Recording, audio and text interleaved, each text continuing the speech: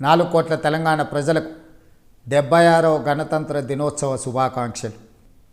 Doctor Babasaheb Ambedkar గారు ఈ దేశ ప్రజలకు అందించిన రాజ్యాంగం 75 వసంతాలు పూర్తి చేసుకొని 76వ వసంతంలో అడుగుపెడుతున్న సందర్భంగా 4 కోట్ల తెలంగాణ ప్రజల ఆశీర్వాదంతో ఏర్పడ్డ ప్రజాపాలన ఇందిరమ్మ రాజ్యం ఈరోజు 4 నూతన సంక్షేమ పథకాలను ప్రవేశపెడుతుందని మీ అందరికీ తెలియజేయడానికి సంతోషపడుతున్నాను.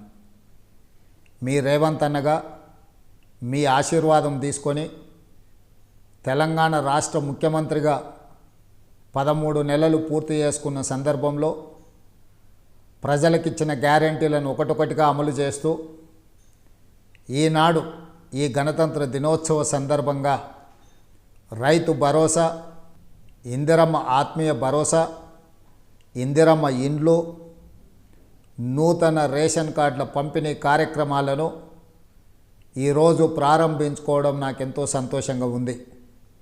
4 కోట్ల తెలంగాణ ప్రజల యొక్క సంక్షేమం కోసం ప్రజాపాలనలో నిరంతరం శ్రమిస్తూ ప్రజలతో మమేకమవుతూ ప్రజా పరిపాలన అందిస్తూ రైతు భరోసా, నిరుద్యోగ సమస్య పరిష్కారము, అదేవిధంగా వరికి బోనసు, ఇలాంటి ఎన్నో కార్యక్రమాలను ఈరోజు మనం అమలు చేసుకోవడమే కాకుండా మహిళలకు ఆర్టీసీలో ఉచిత బస్సు ప్రయాణము, 200 యూనిట్ల ఉచిత కరెంటు, 500 రూపాయల సిలిండర్ని ఈరోజు ఆడబిడ్డలకు అందజేస్తూ ఈ ప్రజాపాలనలో ప్రజల ఆకాంక్షలు నెరవేర్చడానికి నిరంతరం ప్రయత్నం చేస్తున్నాము. ఈరోజు రాష్ట్రాన్ని చుట్టుముట్టిన సమస్యలను ఒకటొకటిగా పరిష్కరిస్తూ ఇచ్చిన గ్యారెంటీలను అమలు చేస్తూ ముందుకు వెళ్తున్నాము. ఈరోజు దళితులు, గిరిజనులు, ఆదివాసీలు, అదేవిధంగా బలహీన వర్గాలు, మైనారిటీలు, మహిళలు, నిరుపేదలందరినీ కూడా ఆదుకోవాలన్న లక్ష్యంతో ఈరోజు ప్రభుత్వం ముందుకు వెళుతుంది. ఈరోజు మీ ఆశీర్వాదం, మీరు అండగా నిలబడబట్టి ఈ ప్రభుత్వాన్ని ఏర్పాటు చేయడమే కాకుండా ప్రజా సంక్షేమ కార్యక్రమాలను అమలు చేస్తూ ముందుకు వెళ్తున్నాము.